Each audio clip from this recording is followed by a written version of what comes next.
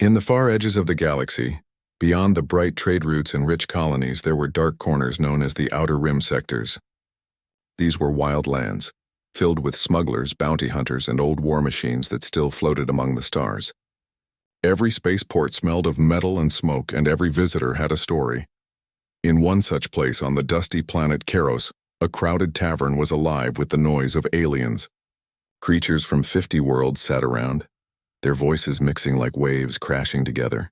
They drank, laughed, and traded information about wars, credits, and contracts. But among all the talk, one topic made even the loudest mercenaries go silent: the humans of Special Operations Command. No one said their name loudly. Even the toughest bounty killers lowered their voices when they spoke of them. The stories were strange, almost unbelievable.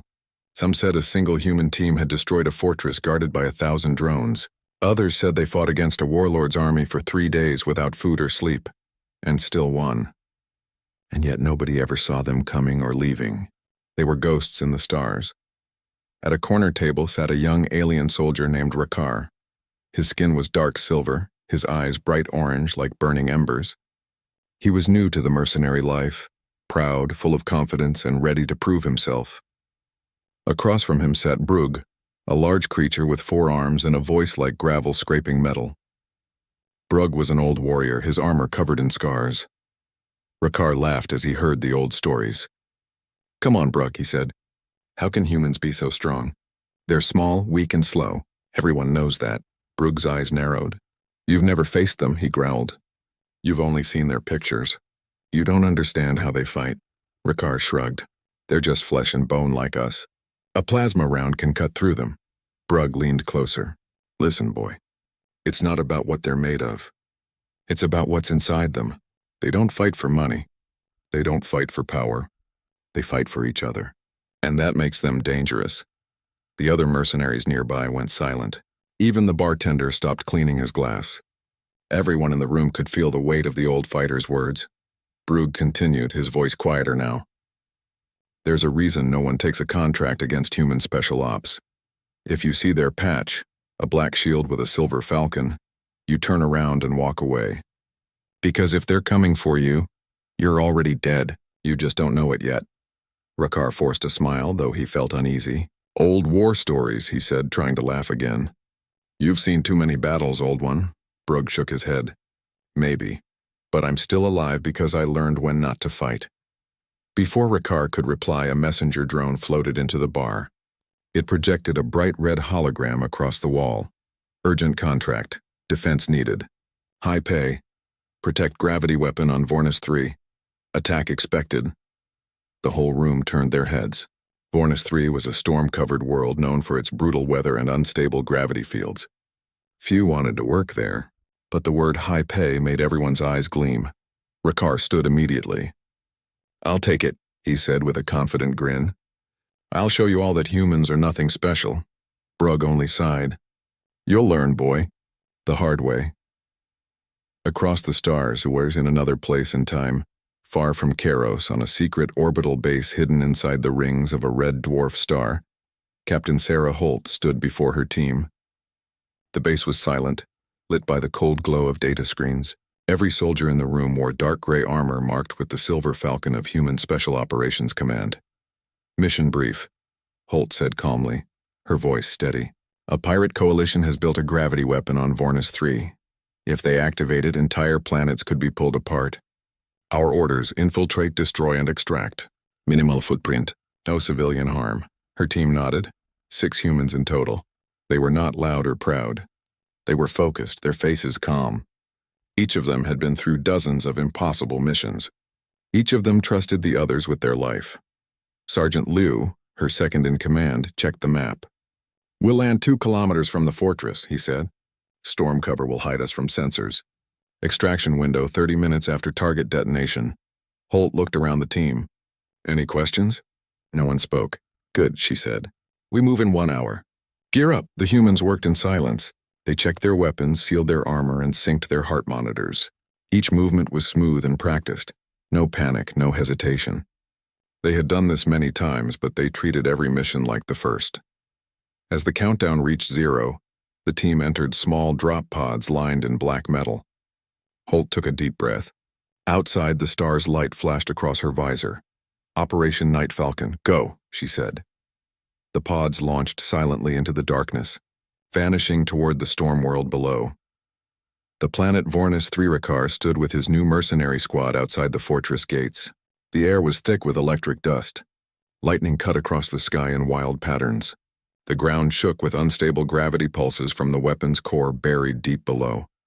Inside the fortress, engineers worked day and night. The weapon, known as the Graviton Lance, was nearly ready. Once completed, the pirates could bend gravity itself, crush cities, pull ships from orbit, or destroy fleets. Rakar adjusted his plasma rifle and looked at the horizon. "No one's coming," he muttered. "This storm will kill anything that tries to land here." But Brug's warning kept echoing in his mind. "If they're coming for you, you're already dead." Still, Rakar shook his head. He didn't believe in ghost stories. Above the storm, Captain Holt's drop pod sliced through the thick clouds like a falling knife. The world outside was a blur of fire and lightning. Inside, her team remained calm. "Storm interference rising," Sergeant Liu reported. "Sensors nearly blind." "Good," Holt said. "They can't see us either." Moments later, the pods broke through the clouds. The fortress lights appeared far below, a metal beast standing in the middle of chaos. "Deploying parachute gliders," Holt ordered. With perfect timing, the pods opened, releasing silent wings that carried the humans through the storm. They landed without sound, invisible in the rain and darkness. Each soldier's visor glowed faintly blue as their system synced. Holt raised her hand, signaling her team to move. They advanced through the storm, unseen, unheard. Inside the fortress, Rakar and his squad didn't notice a thing. The humans were already among them. First contact. The first alarm sounded an hour later, a short, broken signal that made every mercenary raise their head. "What was that?" Rakar asked, gripping his weapon. "Sensor glitch," one of his teammates replied. "Storm interference," but then lights began to flicker. Security drones went silent. Cameras died. And then, a scream from the watchtower. Rakar looked up just in time to see the tower lights vanish, as if swallowed by the dark. The commander shouted, "All units to positions." But the humans were already moving. From the shadows, silent figures attacked with perfect coordination. One mercenary went down with a tranquilizer dart. Another's weapon exploded in his hands as an EMP charge hit. Rakar fired wildly into the darkness. His plasma bolts lit the storm like flashes of daylight, but there was nothing there, only empty air. Then he heard calm voices over the radio, not his own. Human voices. "Sector 2 clear. Moving to breach point. Copy that. Maintain comms discipline." They spoke quietly, almost like they were training, not fighting. Rakar had never heard such calm under fire. He turned, shaking, scanning the shadows. "Show yourselves," he shouted. A flash of blue light hit his weapon, and it melted in his hands. A shadow moved past him, fast, silent. He turned again, but the figure was gone. Then a hand rested on his shoulder. He froze. A voice whispered through the storm, "Go home, soldier. This isn't your fight." When he turned, no one was there. The fortress alarm screamed louder. Explosions echoed through the night, and in the chaos, Rakar realized the truth. The old stories were real. The humans were here, and they were not weak at all. The storm on Vornis 3 never rested. Lightning cracked across the black sky like angry claws, and every gust of wind carried fine dust that bit into the skin. The fortress stood tall in the middle of the storm plains, glowing red from the inside like a furnace. Its walls were made from reinforced alloy, guarded by watchtowers and drones that hovered like insects. But the mercenaries inside were restless. Strange things had begun to happen. Lights flickered without reason. Patrol routes were lost on the scanners. Drones shut down for seconds and then restarted without command. Rumors spread quickly among the guards. Someone had broken in. Rakar stood on the north wall with his rifle, staring into the storm.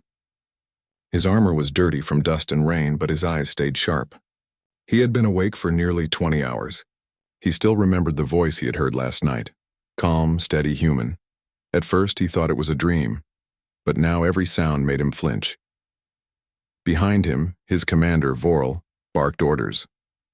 "Keep your eyes open. If you see anything, report first, shoot second. Don't waste power packs." "Yes, sir." Raykar shouted, trying to sound brave, but his hands were shaking. In the shadows below, Captain Sarah Holt and her team moved silently through the flooded tunnels beneath the fortress. Their suits adjusted automatically to the pressure and toxic air. Each soldier carried a compact weapon with silent rounds and sensors on the side. Their visors glowed faint blue as they scanned the path ahead. "Sector C clear," Sergeant Liu whispered. "Copy," Holt replied. "We move forward." Timer: 48 minutes. They were deep under enemy ground and the mission clock was ticking. The Graviton lance weapon was above them, a machine capable of bending gravity itself. If it fired, entire continents could be torn apart. Their goal was to reach the power core and destroy it before activation. The tunnel smelled of rust and old chemicals. Water dripped from pipes, echoing softly. The humans moved in a line, silent as ghosts, their movements smooth and perfect. "Thermal signatures?" Holt asked. "Negative," said Private Naira, the team's scout. "Enemy patrols above, but no motion down here." Holt nodded. "Good, keep it that way." The soldiers advanced. They spoke in low voices only when needed. Every step they took was calculated, every sound measured. They were trained for this kind of darkness. They didn't fight with anger or panic. They fought with focus.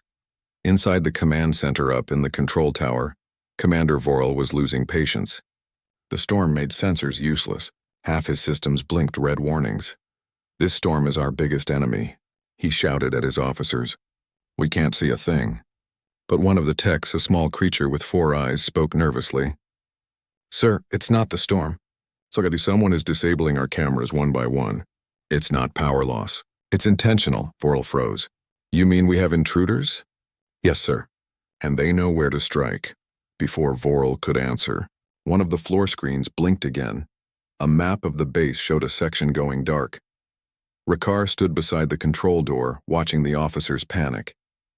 The old mercenary Brugh was also there, his heavy armor scratched but steady. Brugh looked at Raykar and said quietly, "Now you understand, boy." "They're here." Raykar tried to swallow the lump in his throat. "But we can fight, right?" "We have numbers," Brugh shook his head. "Numbers mean nothing when you can't see your enemy." The infiltration continues below. Holt's team reached the maintenance shafts.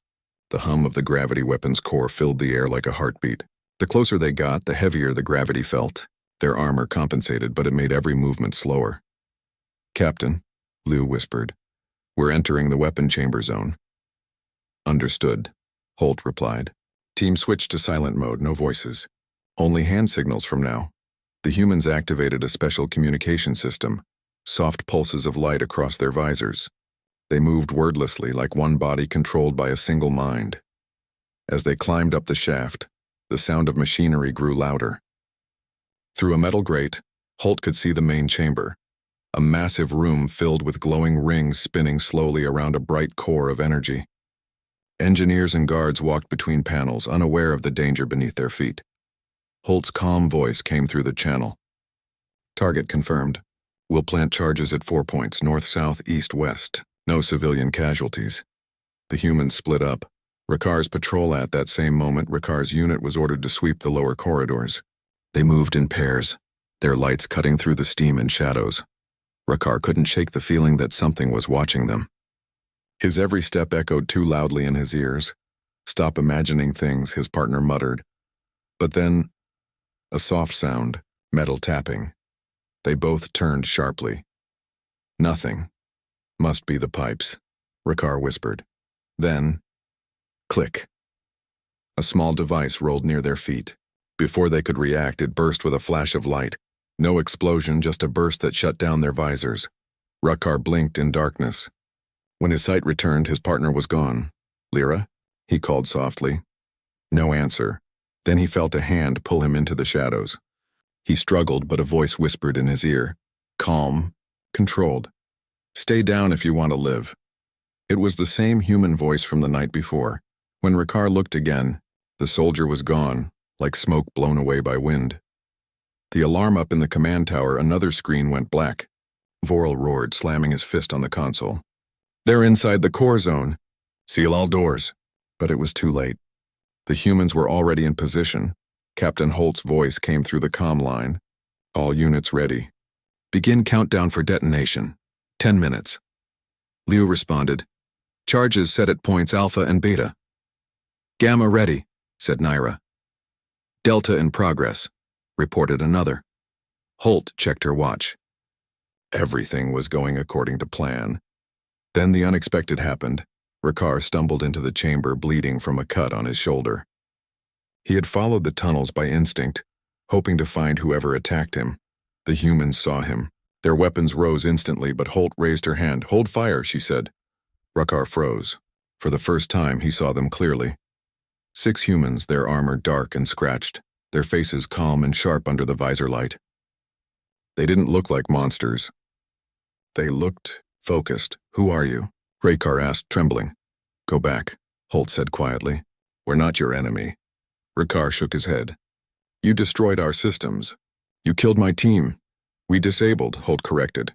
"Not killed. You're fighting for pirates, not honor. Leave now." Her voice wasn't angry, it was steady, like someone who had seen too many wars. For a moment, Rakkar couldn't speak. He felt something strange, not fear, but respect. Then the alarm blared again. Enemy reinforcements were coming. Holt turned to her team. "They know we're here. Prepare for extraction," Liu replied. "We can't reach the surface yet. Too many hostiles." "Then we make our own way," Holt said. She looked at Rakkar one last time. "You have a choice. Run or stay and die with them." Rakkar stared at her, confused, then ran. Not from fear, but from a strange understanding that this fight wasn't his. The retreat, the humans activated their charges. Explosions shook the walls as the gravity weapons core began to destabilize. The lights went red, alarms screaming through the fortress. Vorel shouted through the radio, "All units, stop them, don't let them escape!" But Holt's team was already gone, slipping through collapsing tunnels, moving like shadows through fire and smoke.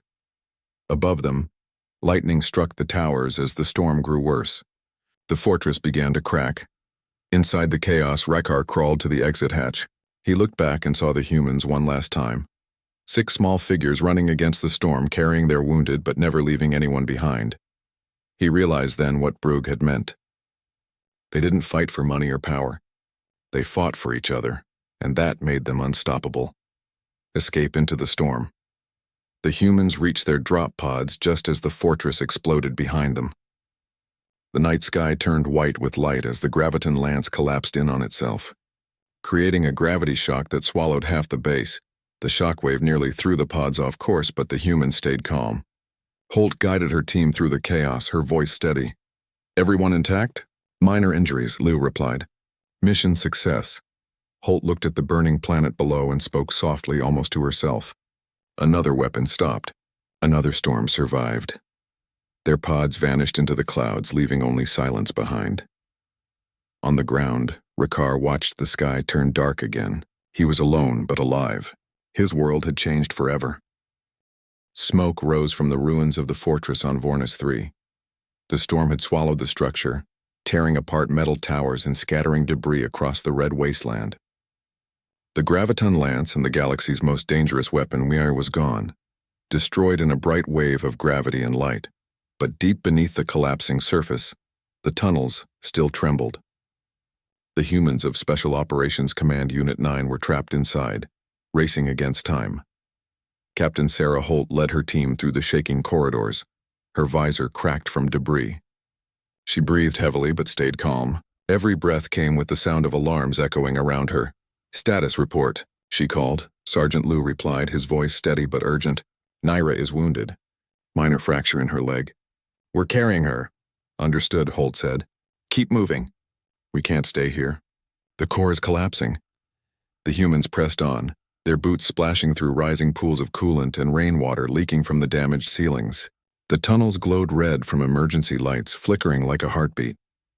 Above them, explosions roared as the fortress gave way. Rakkar's decision outside. Rakkar stood near the edge of a cliff overlooking the burning complex. The storm whipped around him, but his mind was louder than the thunder. He had escaped the blast zone, barely. The humans had spared him. He still couldn't understand it. They had every reason to kill him, yet they didn't. They simply told him to go home. He could have left. He could have taken a ship and vanished like every mercenary did after a lost contract. But something in his chest refused to let him go. He looked down at the shaking ground. The fortress was collapsing and the humans, the ones everyone feared, were still inside. For reasons he couldn't explain, Raykar turned back. He grabbed a fallen hoverbike from the wreckage, rewired its power cell, and sped down into the storm toward the burning ruins. Trapped beneath, Captain, Lou said, checking his scanner. The exit tunnel is sealed by a cave-in. We're boxed in. Holt stopped and looked at the map on her wrist. The digital lines flickered with interference. Is there another way out? Maybe, Lou said, zooming out the scan. There's an old maintenance shaft leading to the outer surface, but it's unstable. We'll take it, Holt decided. The team followed her into the dark shaft. It was narrow, wet, and full of twisted metal. The gravity fluctuations made the walls groan and the floor tilt under their feet. Private Naira struggled to keep up, her injured leg slowing her down. Holt turned back and took her arm. Lean on me, she said. Naira nodded. Yes, ma'am. Behind them, Corporal Vance carried the demolition pack, the last of their explosives. Captain, he said, if the shaft collapses, we can blow through the upper section. But we'll only get one shot. Save it until we have no other choice, Holt replied. The team climbed carefully, their lights cutting through dust and smoke. Every creak of metal sounded like the planet's last breath. Raykar enters the ruins. Raykar arrived at the fortress ruins, his hoverbike sparking from damage. The ground was cracked, glowing faintly blue from the unstable energy still leaking from the destroyed weapon. He parked near a broken wall and looked down into a massive crater. Beneath the surface, he could see tunnels glowing red, still alive with movement. He climbed down, following his instincts. The air grew heavy as gravity pulses hit in waves. It felt like walking underwater. His armor groaned, but he pushed forward. When he reached the main tunnel, he saw a trail of human footprints in the mud. He took a deep breath. You saved me, he whispered. Now I save you. The collapse inside the shaft, the humans climbed higher, but the walls began to break apart. A loud crack echoed above them. Holt looked up just as a section of the tunnel collapsed. Move, she shouted. Rocks fell like thunder. Sergeant Liu pushed Nira out of the way just in time, but the debris slammed into his shoulder, knocking him down. Liu, Holt yelled, sliding down to reach him. I'm fine, Liu said through gritted teeth, but his arm hung useless. We can't stop, Holt said. Vance, help him up. The team regrouped, but the path ahead was blocked. Captain, Vance said, this is it. We use the last charge here or we die here. Holt nodded. Do it. They placed the demolition pack and moved back. Holt triggered the remote and the explosion echoed through the shaft. The blast opened a hole to the upper levels, but the shock made the tunnel unstable. They climbed through the smoke, coughing as dust filled their helmets. Just as they reached the top, Holt's comm beeped. An unknown signal. Who's on this frequency? She asked. Static. Then a voice. Rough, strained, but familiar. This is Raykar, the voice said. You need help. Holt froze. How did you? Doesn't matter, Raykar said. I found an exit path. North wall through the coolant ducts. I can guide you. Lou looked at her. Can we trust him? Holt took a breath. We have no choice. The Alliance Raykar's voice guided them through the maze of tunnels. Every corner looked the same. Twisted metal, flickering lights, broken pipes. Left turn ahead, Raykar said through the radio. Then climb up 2 levels. There's a maintenance door near the coolant tanks. Copy, Holt replied. They followed his directions carefully. As they turned a corner, they finally saw him. Raykar standing in the mist, armor scratched and dirty, his weapon lowered. His orange eyes glowed faintly in the dark. Holt raised her hand to signal her team to hold. You came back, she said. Raykar nodded slowly. You could have killed me. You didn't, I don't know why, but I couldn't let you die down here. Holt looked at him for a moment, then gave a short nod. We appreciate the help. He pointed toward a vent shaft.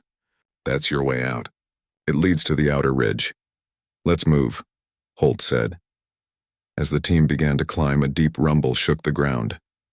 Not good, Liu muttered. Core instability increasing.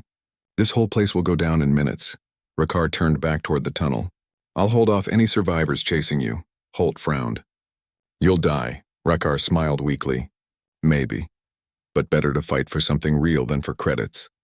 For a moment their eyes met, human and alien, soldier and mercenary. and both understood something deeper than words. The last fight Rakar stayed behind as the humans climbed out. Moments later, a group of armed pirates burst through the collapsing walls, shouting orders. "There! Stop them!" Rakar raised his rifle and fired. Blue bolts lit the dark as he took down the first wave. His shots were precise. Everyone earned through fear and courage. He wasn't fighting for money now. He was fighting for honor. Above him, Holt's team reached the surface, the storm wind slamming into them. "Captain, we've got visual," Liu said. "The planet's core is breaking apart." Holt turned back toward the tunnel. "Rakar's still down there." "Captain," Liu said, "we can't go back. The tunnels are gone." Holt stared into the smoke, her heart heavy. "Then we honor him." He made a choice. The escaped the humans reached their extraction pods, battered but alive. The wind screamed around them as the storm tore at the ground. "Everyone in," Holt commanded. The pods sealed shut. Engines roared, lifting them into the dark sky. Below, the planet cracked apart in slow motion, a massive wave of light spreading across the surface as the graviton lance imploded. Holt looked down through the small window.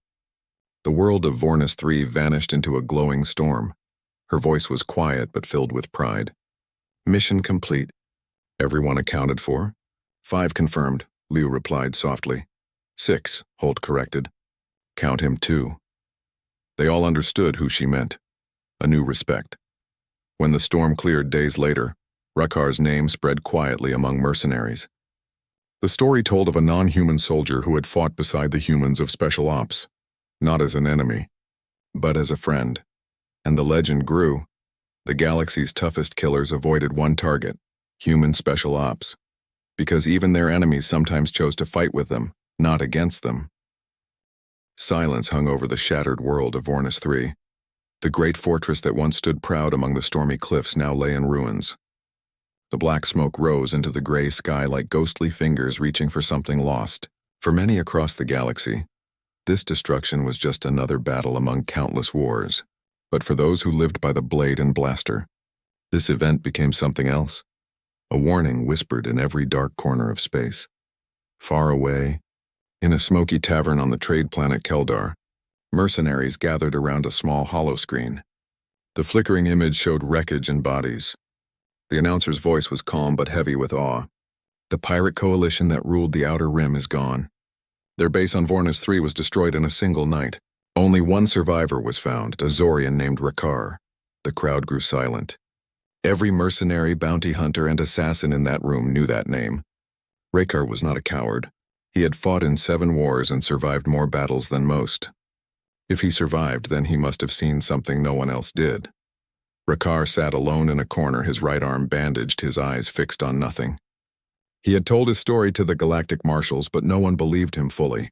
How could a handful of humans destroy a fortress defended by hundreds of well-armed mercenaries and pirates? How could they move unseen, strike with precision, and vanish like ghosts? It sounded impossible. Yet Rakar had seen it happen. When a young alien mercenary approached him with a grin, Rakar's single eye slowly turned to him.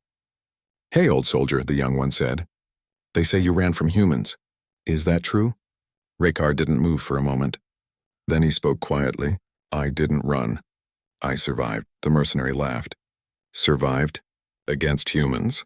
They are small, weak. How can they—" Rakar slammed his metal hand on the table. The sound silenced the room. "Don't call them weak," he said coldly. "You don't understand what they are." Everyone stared as Rakar stood up.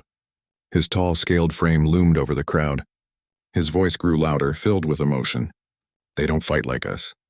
They don't fight for pay or glory. They fight for each other. You can kill one and 3 more come for you. They move as one. They think as one. They bleed for each other without hesitation. You cannot buy that kind of courage." The room was dead quiet. Rakar's eyes burned like twin suns. "I saw them," he continued. "They walked through fire to save their own. When we opened fire, they didn't hide. They advanced. They never left a man behind, not one. I watched a woman lead them, calm, fearless. Her eyes." He stopped, struggling to find words. "Her eyes looked through me like I was already dead." The mercenaries exchanged uneasy glances. One of them finally asked, "So what happened to the pirates?" Rakar's mouth twitched into a grim smile. "They are gone. All of them. The humans destroyed the weapon and left nothing but ashes. I was lucky to be under the rubble when the fortress fell. No one laughed after that. The sound of clinking glasses faded. The message spread like a virus through the underworld. Never accept a contract against human special ops. Meanwhile, far from the crowded bars of Keldar, Captain Sarah Holt sat inside the briefing room of the human base, known only as Eagle Nest. Her squad surrounded her, weary but alive. The lights were dim, and the air smelled faintly of smoke and metal. They had returned from Vornis 3 with injuries and memories that would never fade. Holt leaned back in her chair as her second-in-command, Sergeant Lou, who had nearly been left behind, smiled faintly. "You think they'll believe what we did?" he asked. Holt shrugged. "Doesn't matter if they do. The job's done. The weapon's gone. That's what counts." Corporal Vega, the youngest of the team, spoke from the corner. "Ma'am, do you ever think the galaxy will stop trying to kill us?" The captain chuckled softly. "If they do, it means we're not doing our job right." The room filled with quiet laughter. For them, humor was the only way to push away the fear and loss that came after every mission. They didn't see themselves as heroes or legends. To them, they were just soldiers doing what had to be done. But outside their little circle, the galaxy began to change. On the planet Traylon, a council of warlords gathered. Their leader, a massive creature with skin like iron plates, slammed his fist on the table. "These humans have become a problem," he growled. "They are too small to be feared, yet too dangerous to ignore." Another warlord spoke carefully. "They destroyed the Vornis fortress. Even our best men fell." A third added, "The mercenaries are refusing contracts against them now. They call it suicide missions." The leader snarled. "Then we'll deal with them ourselves." But no one volunteered. For the first time, the galaxy's deadliest killers hesitated. The humans had no empire, no massive fleets, and no armies spread across 1,000 worlds. They had something rarer, respect born from fear. Back at Eagle Nest, Holt stood alone on the observation deck, watching the stars. She thought about those who didn't make it, the ones who had fallen on nameless worlds. Their sacrifices were the reason she could stand here now. She whispered to herself, "You'd laugh if you knew they're afraid of us now." The door opened quietly. Sergeant Lou walked in, carrying 2 cups of coffee. "You should get some rest, Captain," he said. She took a sip and smiled. "Rest can wait. The galaxy doesn't stay quiet for long." He nodded. "Still, feels strange, doesn't it? Knowing they tell stories about us like we're some kind of monsters." Holt looked out again at the vast night. If fear keeps them from hurting others, maybe that's not a bad thing. Days later, Rakkar found himself in a quiet medical facility under the Galactic Council's protection. He had given his testimony about what happened on Vornis 3. One human diplomat came to see him, Lieutenant Aria Grant, a young woman with a calm voice and kind eyes. "Rakkar," she said gently, "you've helped us more than you know. Because of your report, the Council is asking for peace talks. They finally understand we're not the enemy." Rakkar tilted his head. "You think they will listen?" Aria smiled. "They're afraid, but sometimes fear opens the door to respect." Rakkar nodded slowly. "Your people fight like no others. The galaxy will not forget that." Aria stood up to leave. "We didn't fight to be remembered," she said softly. "We fought so no one else would have to." As she walked away, Rakkar looked up at the stars. He thought about the humans, how they worked as one, how they risked everything for each other. He realized that what made them dangerous wasn't their weapons, but their hearts. Weeks later, the mercenary networks updated their global database.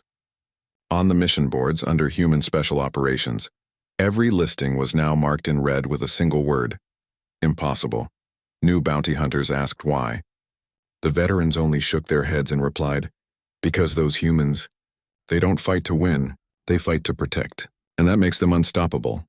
In dark halls and alien cantinas, the legend grew. Some called the humans ghost soldiers, others called them angels of war, but everyone agreed on one truth: you don't mess with human special ops. As months passed, the humans continued their quiet missions, unaware of how deeply their reputation had spread. Captain Holt's name became a whisper across galaxies, and Rakkar's story became the seed of a myth, a story told by those who had seen the unstoppable strength of unity. And though the galaxy still fought and bled, one truth began to take root. When the flag of Human Special Operations appeared on the field, Even the fiercest killers thought twice, because somewhere deep inside, they remembered what Rakkar had said. Fear is not always weakness. Sometimes it is respect. And so the legend of the humans lived on, not as conquerors, but as protectors in the endless dark. The galaxy had changed, though most of its inhabitants didn't notice immediately. Rumors traveled faster than ships, whispered in the halls of power, in smoke-filled taverns and on the metallic decks of trading stations. Humans of Special Operations Command had become a legend, feared, respected, and strangely admired. On the remote planet of Tarun, a council of warlords met in a dim chamber, lit by red lights and glowing screens. The largest of them, Grathok, slammed his armored fist on the table. "Humans," he growled. "We cannot defeat them. Even our best killers hesitate when their name is mentioned." One of his lieutenants spoke carefully. "They are small. They have no fleets to crush us, no armies to destroy us, yet they fight differently." "Yes," Grathok said, narrowing his eyes. "They fight for each other. They bleed for one another, and that makes them stronger than any weapon or army." The warlords fell silent, each lost in their thoughts. For the first time, fear had become a tool of honor. Not a weakness, but a recognition of something greater than themselves. Rakkar's journey. Rakkar sat aboard a galactic council ship, glancing out at the starfields. His armor was repaired, his injuries healed, but his mind remained restless. He had returned to duty as a peacekeeper, helping oversee neutral zones and protect worlds vulnerable to warlords and pirates. He had never been the same since Vornis III. The humans had shown him courage he had never known, a discipline and unity beyond anything he had seen in his own people. A young cadet approached him nervously. "Sir, I've heard the stories. You fought alongside them?" Rakkar nodded slowly. "I did, and I survived because of them." The cadet's eyes widened. What were they like?" Rakkar leaned back, staring at the stars. "They fight not for money, not for glory. They fight because they care about each other. And when you see that, you cannot forget it." The cadet nodded, scribbling notes. "Do you think I could ever fight like them?" Rakkar's lips curved into a small smile. "Maybe. But first, you need to understand what it means to trust someone with your life." Holt's mission. Meanwhile, Captain Sarah Holt led her team aboard the human base Eagle Nest, preparing for a new mission. Her squad had grown, recruits trained to fight as a unit, moving with precision and trust. They were small, but their reputation had spread across galaxies. Every contract boards and pirate warlords had learned the same lesson. Attacking humans was impossible. "Status report," Holt said, standing before her team. "Weapons and supplies ready," Liu replied. "Recruits are ready for field simulation," Holt nodded. "Good. Remember, we are not here to show force. We are here to protect, to fight only when necessary. Our reputation is strong, but it is built on honor, not fear alone." Naira, now fully recovered, looked around at the squad. "Ma'am, sometimes I think the galaxy doesn't understand us. They fear us, yes, but they don't know why we fight." Holt's eyes softened. "They will learn slowly. And some will understand, but we do not fight for recognition. We fight so others don't have to." A soft hum echoed through the base as ships launched into the starfields. Another mission awaited. Another world needed protection. And the humans of Special Ops moved like ghosts into the darkness once more. The galaxy reacts back on Keldar. Rakkar visited a mercenary guild to deliver a warning to new recruits. The room smelled of oil, metal, and smoke. Mercenaries leaned over holotables, comparing contracts and debating which targets to accept. Rakkar stepped up to the center, his armor glinting under the dim lights. "Listen carefully," he said. "If your target has a human patch on their armor, walk away. Don't argue. Don't try to outsmart them. You will fail." A young alien laughed nervously. "Why, they are small." Rakkar's orange eyes burned like fire. "Because they are not small. They are human. And they fight for something bigger than you can imagine. Numbers, weapons, tricks, none of it matters. You cannot outfight unity, courage, and loyalty." The room fell silent. Some scoffed. Some whispered. But one thing was clear. Every mercenary who left that guild that day remembered Rakkar's words. Rakkar and Holt meet again. Months passed, and the galaxy continued its quiet wars. Rakkar was summoned to Eagle Nest, where Holt awaited him. The human captain had heard of his peacekeeping work and wanted to speak with him personally. "Rakkar," Holt said as he entered the briefing room. "You have done well. I see you have taken our lesson seriously." "I have, Captain," Rakar replied. I understand now why you fight. It's not for yourselves. It's for the galaxy." Holt nodded, her face calm but proud. "It is, and sometimes our reputation protects worlds without us firing a shot. That is the power of unity and honor." Rakar looked down at the floor, humbled. "I never thought I would say this, but I am proud to have fought beside humans. Not many live to tell the tale, and I have learned from you."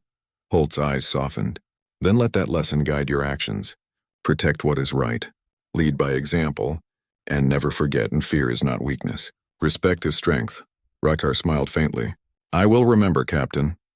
The humans as a symbol across the galaxy, the story of Vornus III and Rakar's testimony became a cautionary tale. Pirates refused contracts that targeted humans.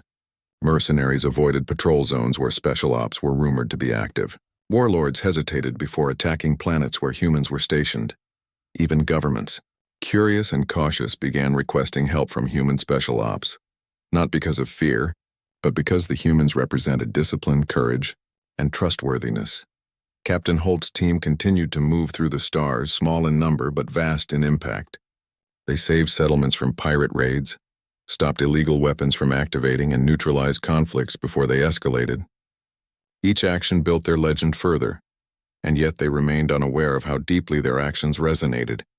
They never fought for fame, never sought recognition, but their integrity had earned the galaxy's respect.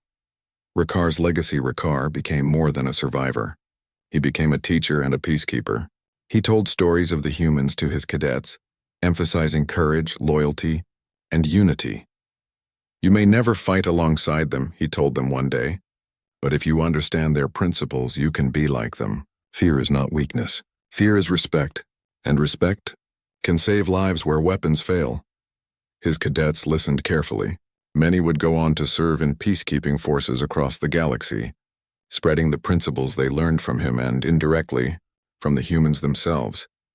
The galaxy was beginning to change, slowly, quietly, because one group of humans had shown that courage. Loyalty and honor could surpass brute force. Final mission on another distant planet. A new mission was underway. Holt's squad approached a derelict station, rumors of rogue AI threatening colonies. Their numbers were small, only 6 soldiers and a handful of drones, yet they moved with the same precision, trust, and unity that had made them legends. They navigated traps, neutralized the rogue systems, and rescued trapped colonists, without a single casualty.